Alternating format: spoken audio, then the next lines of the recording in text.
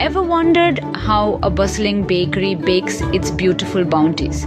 Today, we're stepping into the world of Bobby's Busy Bakery.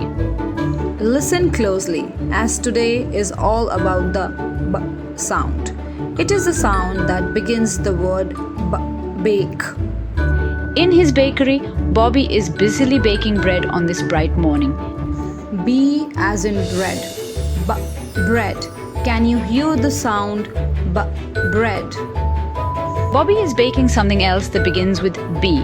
It's biscuits. Bobby's biscuits are buttery and best savored while still warm. Break the biscuit with Bobby in your mind. Say biscuit. But wait, there's another B treat in Bobby's bakery. It's blueberry muffins. Bobby carefully mixes fresh blueberries into the batter. Say blueberry. Blueberry. Bees buzz by the bakery, lured by the sweet smells. B as in bees. They're busy bees, just like Bobby. Buzz with the bees. Say bees. So we've journeyed through Bobby's bakery, bustling with biscuits, blueberry muffins, and buzzing bees. Give a big cheer for Bobby's baking. Ready?